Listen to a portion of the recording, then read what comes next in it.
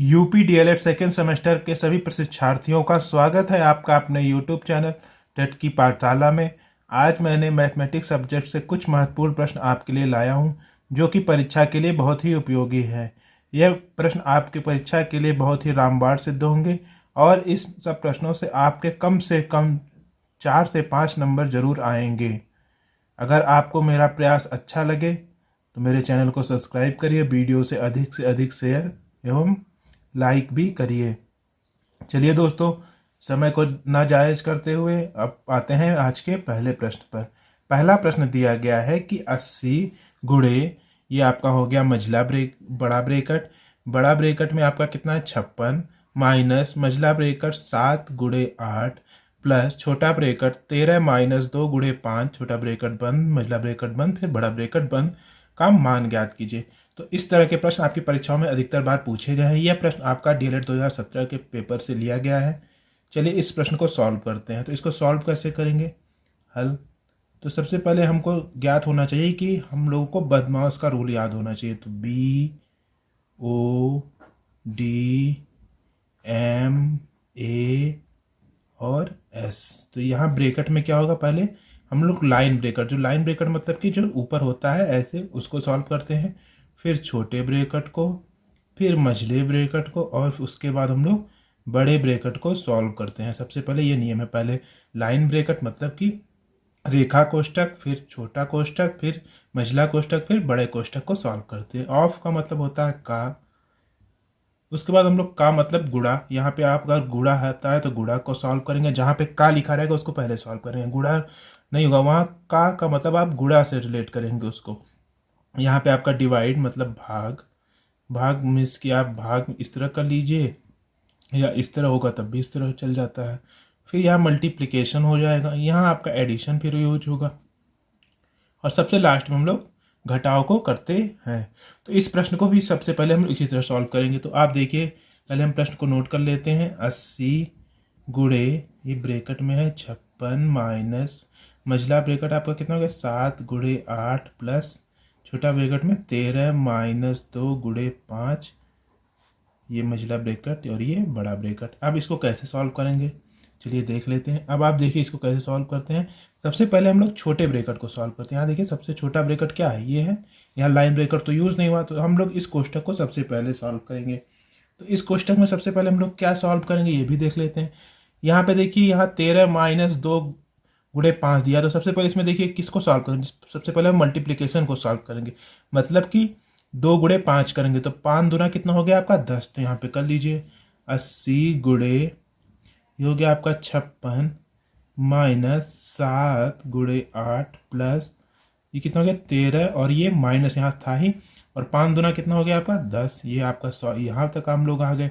अभी देखिए मझला ब्रेकट यहाँ कर लीजिए और ये बड़ा ब्रेकट हो गया। यहाँ तक आपको समझ में आया होगा।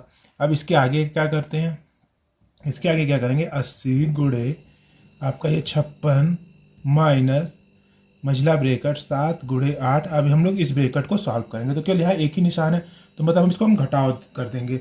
तो घटाव करने पे कितना आएगा आपका, यहाँ प्लस दिया गया है, यहाँ प्लस उतार लीजिए, और यहाँ 13 बड़ा है, 13 में से 10 गया, कितना बचा आपका 3।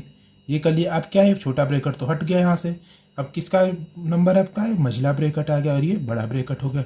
यहाँ तक आपको समझ में आया होगा। अब हम किसको सॉल्व करेंगे, अब हम लोग मझले ब्रेकट को, यहाँ देखिए ऊपर मझला ब्रेकट दिया गया, अब हम छोटा ब्रेकट को सॉल्व कर लिया। अब मझले ब्रेकट पे आएंगे, मतलब कि हमको इसके अंदर की क्रियाओं को यूज़ करना है। इसके अंदर हमें कौन कौन सी क्रियाएं दी गई हैं, गुणा दिया गया और प्लस। इसमें से सबसे पहले हम किसको सॉल्व करेंगे तो उसको देख लेते हैं। तो अब यहाँ देखिए, यहाँ क्या हो जाएगा 80। अब यहाँ देखिए क्या हो जाएगा कि यहाँ सबसे पहले क्या सॉल्व होगा, गुणा है और प्लस है, तो सबसे पहले हम लोग किसका प्रयोग करेंगे, गुणा करेंगे। तो कितना हो जाएगा 8 7 कितना हो जाएगा 56। तो 80 गुणे ये कितना हो जाएगा 56, माइनस ये कितना होगा 8 7 56, और ये कितना हो जाएगा प्लस का 3। यहाँ तक आपका समझ में आ गया होगा। अब आगे क्या होगा, आगे होगा 80 गुणे, अब देखिए यहाँ पे 56 माइनस, ये देखिए अब मझला ब्रैकेट है, यहाँ एक ही निशान, तो मतलब हम इसको जोड़ लेंगे। 56 और 3 कितना हो गया आपका 59, मतलब 59। अब हमारा क्या आएगा, मझला ब्रैकेट सॉल्व हो गया। अब हमारा बड़ा ब्रैकेट आ जाएगा। अब क्या होगा, यहाँ पे 80। अब बड़े ब्रैकेट में सॉल्व करेंगे क्योंकि ये माइनस 59 बड़ा है 56 से, तो घट जाएगा तो कितना आएगा, गुणे माइनस का 3 आ जाएगा। यहाँ पे ये बड़ा ब्रैकेट है, माइनस का 3 आ गया। अब बड़े ब्रैकेट को सॉल्व करेंगे तो क्या होगा, 80 का -3 में गुणा करेंगे तो कितना आएगा, माइनस पहले आ जाएगा और 8 3 24 240 इसका आंसर हो गया। आशा करता हूँ यह प्रश्न आपको अच्छे से समझ में आया होगा। इस तरह के प्रश्न आपकी परीक्षाओं में बहुत बार पूछे गए हैं। चलते हैं अगले प्रश्न पर। अगला प्रश्न है 112 माइनस बड़ा ब्रैकेट 121 भागा छोटा ब्रैकेट 11 गुणे 11 माइनस छोटे ब्रैकेट में -4 फिर माइनस मझला ब्रैकेट 3 माइनस ये क्या है, रेखा ब्रैकेट, रेखा कोष्टक आपका हो गया 8 माइनस 1 फिर मझला ब्रैकेट और फिर बड़ा ब्रैकेट। अब ये प्रश्न में देखिए हम लोगों का एक चीज़ नया है, ये रेखा कोष्टक, या इसको हम लोग कैसे सॉल्व करेंगे। तो सबसे पहले आपको मैंने बताया था BODMAS, फिर से मैं बता देता हूँ BODMAS। तो BODMAS में सबसे पहले हम किसको सॉल्व करेंगे, ये रेखा वाले को। तो सबसे पहले रेखा वाला हो गया, फिर छोटा, फिर मझिला और फिर बड़ा। फिर ऑफ, मतलब ऑफ को सॉल्व करेंगे। ऑफ का मतलब यहाँ का होता है। का को हम लोग कैसे ट्रीट करते हैं, गुणे के रूप में ट्रीट करते हैं, लेकिन हमें का या ऑफ लिखा होना चाहिए तभी। यहाँ आपका डिवाइड मतलब कि ये हो गया या ये हो गया। यहाँ मल्टीप्लिकेशन दिया गया मतलब मल्टीप्लिकेशन हो गया। एडिशन मतलब प्लस और सब्सट्रैक्शन मतलब घटाव करेंगे। तो सबसे पहले इस प्रश्न को हम उतार लेते हैं और सॉल्व करते हैं। इस प्रश्न को ध्यान से देखिएगा। हल यहाँ दिया गया 112 माइनस 121 फिर भागा 11 गुणे 11 फिर -4 माइनस फिर ये 3 माइनस 8 -1 और रेखा और उसके बाद फिर मछला ब्रैकेट बंद और ये बड़ा ब्रैकेट। यहाँ तक आपको समझ में आ गया होगा। अब चलते हैं आगे। अब देखिए इसमें क्या करेंगे। सबसे पहले देखिए यहाँ रेखा कोष्टक दिया गया, तो रेखा कोष्टक मतलब जिसके ऊपर बार लगा हुआ है, सबसे पहले हम उसको सॉल्व करेंगे। तो यहाँ 8 माइनस 1 के ऊपर बार लगा है, लेकिन यहाँ निगेटिव को नहीं लिया गया है। तो 8 में से 1 गया, कितना बचा आपका 7। तो उसको यहाँ पे लिख लीजिए। तो ये हो गया 112 माइनस का 121 भागा 11 गुणे 11। उसके बाद हो जाएगा फिर माइनस का 4 फिर 3 और ये माइनस और कितना हो गया, 8 में से 1 गया आपका 7 हो गया। यहाँ तक आपको समझ में आ गया होगा। अब हम क्या सॉल्व करेंगे, छोटे ब्रैकेट को। तो छोटे ब्रैकेट को सॉल्व करने के लिए सबसे पहले क्या करेंगे देखते हैं। ये आ जाएगा 112 माइनस, अब आ गया आपका 121 दिया गया हुआ है। अब ये देखिए भागा यहाँ पे दिया गया और 11 गुणे 11 ये छोटे ब्रैकेट में दिया गया है। तो 11 गेरियम कितना होता है 121। यहाँ तक आपको समझ में आएगा। ये क्या है, फिर ये छोटे ब्रैकेट को ये माइनस का अंदर गुणा होगा तो माइनस में तो कितना हो जाएगा प्लस का 4। फिर क्या दिया गया है ये माइनस। अब ये क्या दिया गया है आप बताइए, ये 3 माइनस 7 दिया गया है। तो -7 बड़ा है तो -7 में से 3 गया, कितना बचा -4। ये मझला ब्रैकेट और ये आपका यहाँ पे हो गया। अब क्या करेंगे, अब हम लोग सॉल्व करेंगे 112 का माइनस, फिर क्या हो जाएगा ऊपर कर दें 121 और ये हो जाएगा भागा 121 प्लस का 4। और हम लोग अब मझले ब्रैकेट को सॉल्व करेंगे। तो माइनस के अंदर गुणा होगा तो प्लस हो जाएगा प्लस का 4 और ये बड़ा ब्रैकेट हो जाएगा। मझला ब्रैकेट खत्म हो गया। अब क्या करेंगे हम लोग, अब हम लोग इस ब्रैकेट को सॉल्व करेंगे। तो इस ब्रैकेट को सॉल्व करने के लिए हम क्या करेंगे, यहाँ जो हमने रूल बताया है कि बी ब्रैकेट तो मैंने सभी सॉल्व कर दिया, अभी केवल बड़े ब्रैकेट को सॉल्व करना। अब बड़े ब्रैकेट में कौन कौन सा ऑपरेशन है, ये भागा दिया गया, ये प्लस दिया गया। तो सबसे पहले हम लोग किसका यूज करेंगे, यहाँ देखिए डिवाइड सबसे पहले यूज करें, मतलब हम लोग 121 का 121 में डिवाइड करेंगे। तो कितना आ जाएगा आपका 121 में 121 का डिवाइड करेंगे तो 1 आ जाएगा। यहाँ प्लस का 4 और प्लस का 4 ये आ गया। अब आपस में क्योंकि सभी जोड़ है तो जोड़ लीजिए। तो 112 माइनस 4 4 8 और 1 9, ये माइनस का 9 हो गया यहाँ पे। यहाँ तक आपको समझ में आ गया होगा। अब क्या होगा 112 माइनस 9, 112 में से 9 गया, कितना बचा 103, इसका आंसर हो गया। आशा करता हूँ यह प्रश्न आपको समझ में आया होगा। बहुत ही इंपॉर्टेंट क्वेश्चन है, 2016 डीएलएड के पेपर में पूछा गया प्रश्न है। अब चलते हैं प्रश्न संख्या 3 पर। अगला प्रश्न दिया गया है, एक कमरे का फर्श 300 सेंटीमीटर गुणे 425 सेंटीमीटर माप का है। कमरे की फर्श पर वर्गाकार टाइल लगाना है।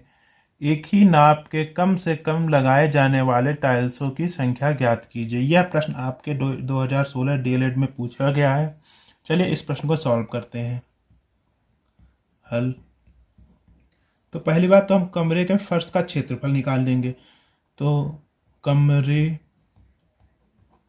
के फर्श का क्षेत्रफल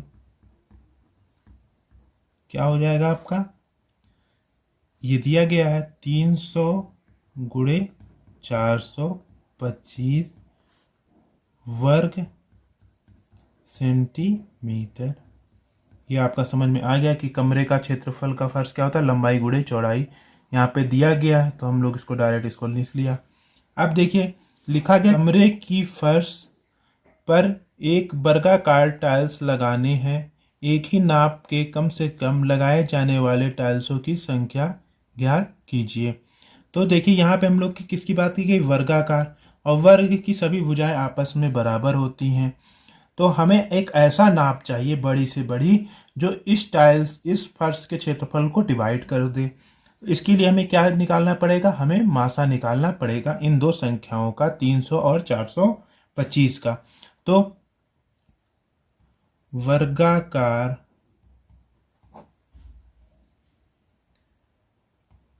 टाइल लगाने के लिए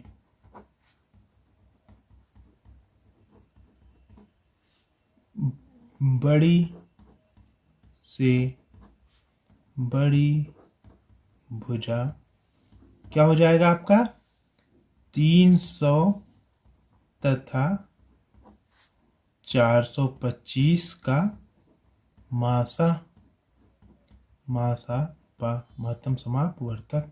अब 300 और 425 का मासा आप लोग निकाल लीजिए।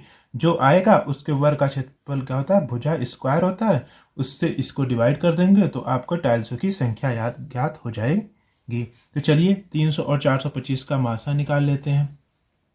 तो मासा निकालने के लिए सबसे पहले क्या करेंगे, हमें सबसे छोटी संख्या दी गई है 300 और सबसे बड़ी संख्या दी गई है 425। 425 में 300 का भाग दे देंगे। तो अब देखिए क्या आएगा आपका, 300 इकन्ना में 300, बचेगा कितना आपका, 5 में से 0 गया 5, 2 में से 0 गया 2, और 4 में से 1 गया आपका 3, 4 में से 3 गया 1 बचा। अब आप किस में भाग देंगे, आपका 300 में भाग देंगे। अब 300 में भाग देने के लिए 125 से कितना गुणा करना पड़ेगा, पहुंचने के लिए आपको 2 से गुणा करना पड़ेगा। तो 125 दूना कितना होता है, 250। अब कितना आपका बचा यहाँ पे 50, क्योंकि 0 और 10 में से 5 गया 5 और 2 में से 2 गया कुछ नहीं, तो ये 50 हो गया। अब 50 को किस में भाग देंगे हम लोग, 125 में। इसी तरह तो मासापा निकालते हैं 125 में, 125 में भाग देंगे तो कितना हो जाएगा, 50 का ऐसा पढ़ा पड़िए कि 125 ज़्यादा ना हो। तो 25 50 दूना 100, आपका बचा, आपके यहाँ कितना बचा 25। अब 25 का किस में भाग देंगे हम लोग, 50 में।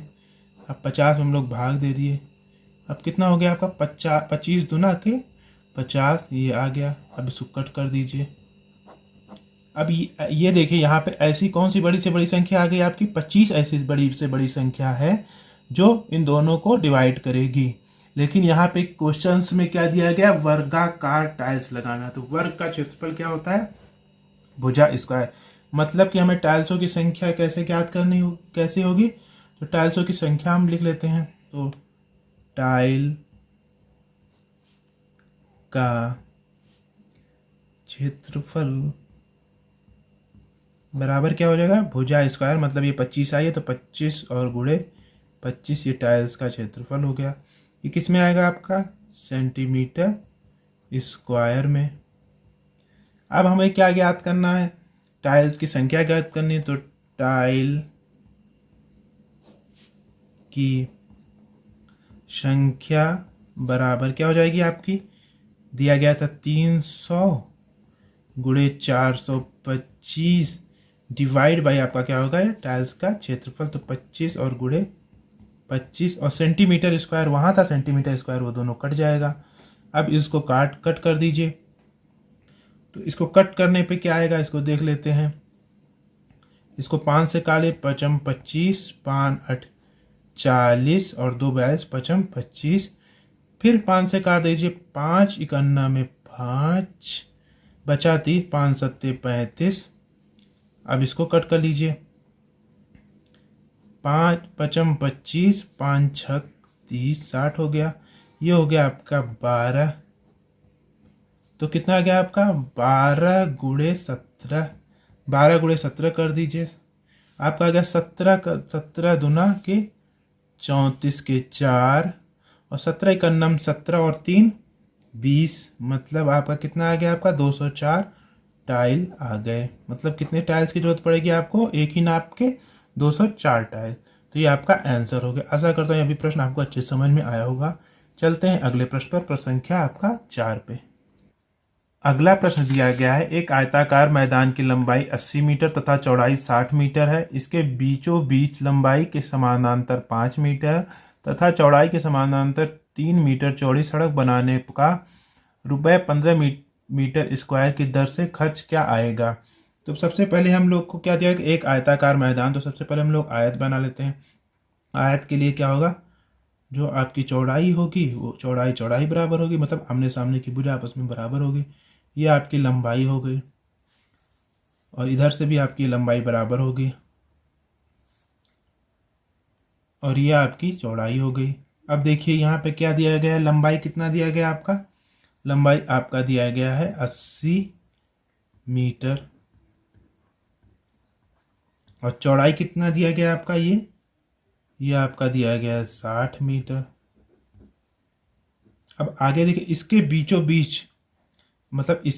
बीच मतलब कि हम लोग क्या करना, एक इसके बीचों बीच ये हो गया एक और ये हो गया, इसके बीचों बीच और ऊपर से भी ये लंबाई से होगा और ये चौड़ाई से हो गया आपका। तो अब देखिए ये इतना समझ में आया कि ये लंबाई से हो गया और ये ऊपर की चौड़ाई से हो गया। तो इसमें लिखा है लंबाई के समानांतर 5 मीटर, तो लंबाई के समानांतर आपका क्या होगा, ये लंबाई के समानांतर 5 मीटर ये हो गया और चौड़ाई के समानांतर आपका कितना हो गया आपका 3 मीटर ये हो गया। तो ये आपका 5 मीटर हो गया, 5 मीटर लंबाई के समानांतर आपका चौड़ाई वाला हो गया यहाँ पे, और ये आपका हो गया यहाँ पे, ये आपका हो गया 3 मीटर। तो ये आपको समझ में आ गया होगा कि ये 3 मीटर हो गया और ये 5 मीटर हो गया। अब हमें क्या ज्ञात करना है, क्योंकि ये आयताकार दिया गया है तो हमें लंबाई के समानांतर सड़क का क्षेत्रफल ज्ञात कर लेना है और चौड़ाई के समानांतर सड़क का क्षेत्रफल ज्ञात कर लेना है। तो नीचे देखते हैं कैसे होगा। तो हल यहाँ लिख लीजिए, लंबाई के समानांतर सड़क का क्षेत्रफल कितना आ जाएगा आपका, आ जाएगा लंबाई मतलब 80 दिया है 80, और प्रश्न में दिया गया लंबाई के समानांतर कितना दिया गया आपका 5 मीटर, तो 80 गुणे 5 हो गया। अब यहाँ हम लोग नीचे लिख लेते हैं चौड़ाई के समानांतर, तो ये कितना 8 5 40, मतलब 400 मीटर स्क्वायर। अब हमें चौड़ाई के समानांतर सड़क का क्षेत्रफल क्या हो जाएगा, चौड़ाई कितना दिया गया आपका 60 और चौड़ाई के समानांतर कितना दिया गया आपका, यहाँ पे देखिए समानांतर 3 मीटर, तो 60 गुणे 3 हो जाएगा यहाँ पे, 60 गुणे 3 कितना हो गया आपका 180 मीटर का स्क्वायर हो गया। अब देखिए क्योंकि ये दोनों जो कट कर रहे हैं तो इनके बीच का भी तो क्षेत्रफल होगा, तो इन दोनों का क्षेत्रफल कैसे निकालेंगे, दोनों के बीच का क्षेत्रफल बराबर दोनों के बीच का क्षेत्रफल क्या हो जाएगा आपका, ये दोनों के बीच का क्षेत्रफल क्या हो जाएगा, 5 × 3 बराबर 15 मीटर का स्क्वायर हो जाएगा। अब हमें सड़क का क्षेत्रफल ज्ञात करना है, तो सड़क का क्षेत्रफल क्या हो जाएगा, इन दोनों को जोड़ के इसको घटा दें, क्योंकि बीच के क्षेत्रफल को घटा देंगे तो सड़क का क्षेत्रफल क्या हो जाएगा, इसीलिए सड़क का क्षेत्रफल बराबर, इसलिए सड़क का क्षेत्रफल बराबर क्या हो जाएगा आपका, ये 400 प्लस 180, 400 प्लस 180 माइनस का 15, यह आ जाएगा मीटर का स्क्वायर, यही आपकी सड़क का क्षेत्रफल आ जाएगा। अब दोनों को जोड़ लीजिए, 400 प्लस 180 कितना हो गया, 580 में से 15 गया तो 565 मीटर का स्क्वायर, ये सड़क का क्षेत्रफल आ गया। तो खर्च कितना होगा, ये खर्च बनाने में कितना है, 15 मीटर प्रति स्क्वायर की खर्च आ रही है, और हमारे पास कितने मीटर की सड़क है, हमारे पास 565 मीटर की सड़क है। तो खर्च बराबर, यहाँ देखिए खर्च क्या हो जाएगा, सड़क का क्षेत्रफल गुणे रुपए। तो सड़क का क्षेत्रफल आपका कितना दिया गया, 565, और गुणे खर्चा कितना है आपका 15, तो कितना हो गया आपका, 15 से गुणा कर दीजिए, 15 × 5 = 75, हासिल 7, 15 × 6 = 90, 7 97, हासिल 9, 15 × 5 = 75 और 9 84। तो इसका खर्चा कितना हो गया, 8,475 रुपये खर्च आएगा सड़क बनाने में। तो ये खर्च बराबर कितना हो गया, 8,475 रुपये, ये आंसर हो गया इसका। अब चलते हैं अगले प्रश्न पर, प्रश्न संख्या 5 पर।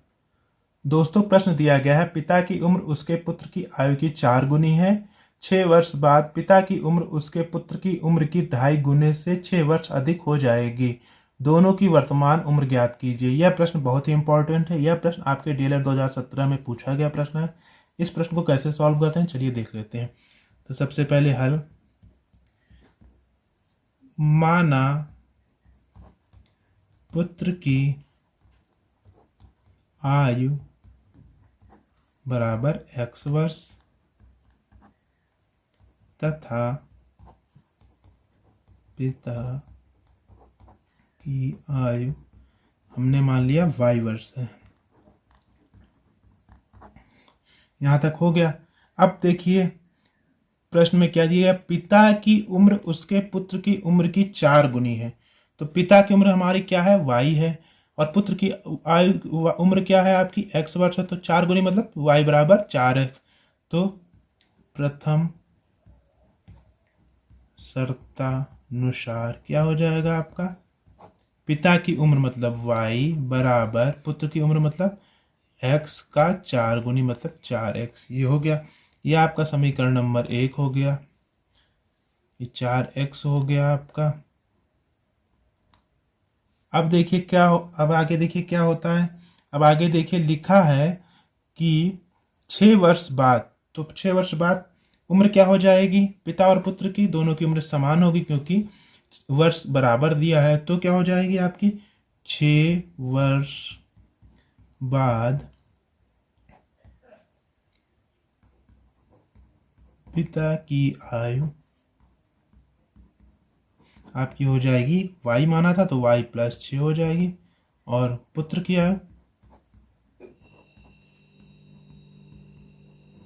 बराबर x + 6 हो जाएगी।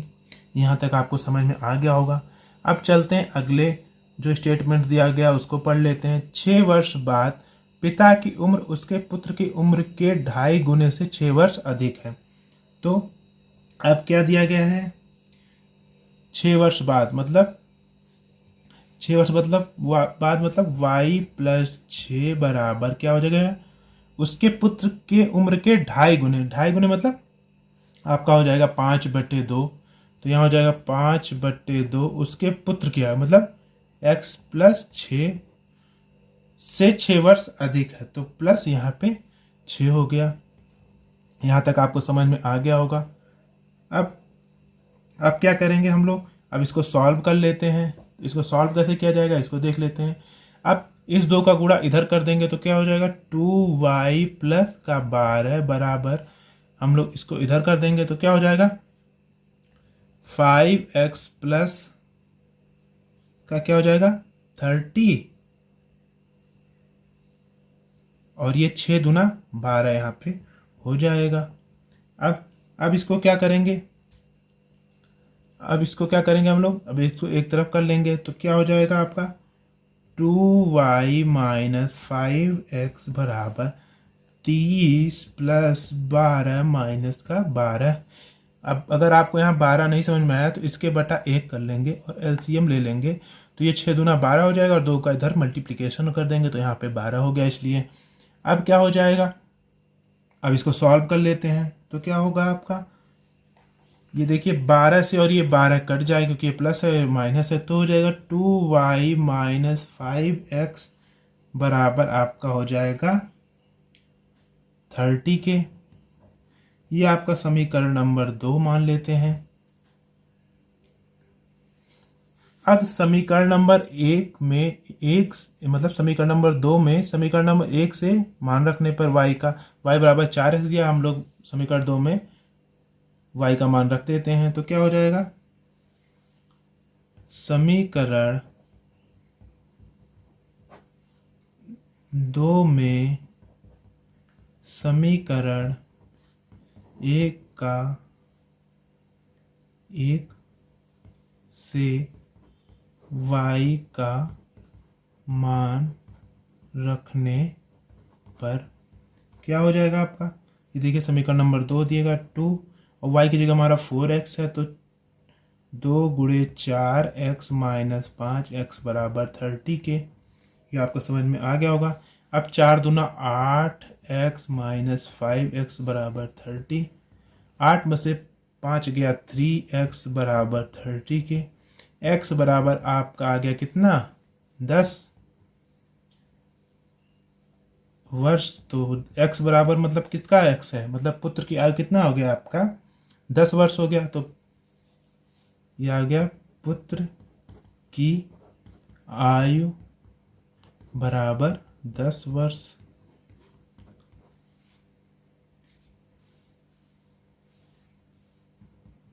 पिता की आयु क्या हो जाएगी, y बराबर आपका 4x दिया था तो 4 गुणे आपका 10 हो गया बराबर 40 वर्ष। तो पिता की उम्र आपकी 40 वर्ष हो गई और पुत्र की आयु आपकी 10 वर्ष हो गई। आपका आंसर हो गया। आशा करते हैं अभी प्रश्न आपको समझ में आया होगा। चलते हैं अगले प्रश्न पर, प्रश्न संख्या 6 पे। प्रश्न संख्या 6 बहुत ही इंपॉर्टेंट प्रश्न है। यदि परिमेय संख्या का अंश उसके हर से 2 कम है, यदि उसके अंश और हर में 1 जोड़ दिया जाए तो नई संख्या का मान 3/4 हो जाता है। संख्या ज्ञात कीजिए। तो हम लोग जानते हैं कि परिमेय संख्या को कैसे लिखा जाता है। परिमेय संख्या बराबर माना परिमेय संख्या बराबर क्या हो जाएगा आपका x/y, मतलब अंश बटे हर में। यहाँ x क्या है आपका अंश है और y क्या है आपका हर है। तो अब क्या दिया गया है, परिमेय संख्या का अंश उसके हर से 2 कम है। अब अंश आपका क्या है, यहाँ पे x है, हर y से 2 कम है, ये दिया गया है। तो क्या हो जाएगा आपका इक्वेशन, हर अंश क्या दिया आपका x बराबर y माइनस 2, ये समीकरण नंबर 1 हो गया। अब देखिए क्या दिया गया, उसके अंश और हर में 1 जोड़ दिया जाए तो नई संख्या का मान 3/4 हो जाता है। तो अंश व हर में 1 जोड़ देने पर संख्या 3/4 हो जाती है। तो अंश और हर क्या दिया गया, अंश आपका x+1 हो गया यहाँ पे, और हर क्या आपका है यहाँ पे y+1 हो गया यहाँ पे, बराबर आपका क्या हो जाएगा 3/4 का। अब यहाँ पे क्या करेंगे हम लोग, इसमें जो है इसको मान लीजिए 2, समीकरण 1 से x का मान समीकरण 2 में रखने पर, अब रख लेते हैं x बराबर क्या दिया y-2, तो यहाँ क्या हो जाए y-2 + 1 डिवाइड बाई y+1 बराबर आपका 3/4 है। अब इसको सॉल्व कर लीजिए, इसको सॉल्व करेंगे तो क्या आएगा, यहाँ देख लेते हैं, ये y-2 -1 + 1 क्या हो जाएगा y-1, ये हो गया, और नीचे क्या हो गया आपका y+1 बराबर आपका 3/4 है। अब आप तिर्यक गुणा कर लीजिए, तिर्यक गुणा करेंगे तो क्या आएगा 4y-4 बराबर 3y+3। अब y को एक तरफ और जो संख्याएं दी गई हैं उसको एक तरफ कर लीजिए, तो 4y-3y बराबर 4+3। तो y बराबर कितना आ जाएगा, 4y में से 3y गए तो y बराबर 4 3 7। मतलब ये क्या है आपका हर, क्या आपका आ गया हर, आपका हर बराबर आपका 7 हो गया। तो अंश क्या हो जाएगा y का मान समीकरण 1 में रखने पर क्या हो जाएगा आपका x बराबर, y का मान कितना है 7 - 2 बराबर 5। तो अंश क्या आ गया आपका, अंश बराबर आ गया आपका 5। तो भिन्न क्या हो गई, भिन्न क्या है आपकी x/y, मतलब कि 5/7। ये आपका आंसर हो गया। आशा करता हूँ आज आपको सभी प्रश्न अच्छे लगे होंगे। अगर आपको मेरा प्रयास अच्छा लगा हो तो मेरे चैनल को सब्सक्राइब, वीडियो को अधिक से अधिक शेयर एवं लाइक भी करिए। यह सभी प्रश्न आपके परीक्षा के लिए बहुत ही महत्वपूर्ण है, कृपया इन्हें ध्यानपूर्वक देखें। मिलते हैं अगले वीडियो में, तब तक के लिए नमस्कार।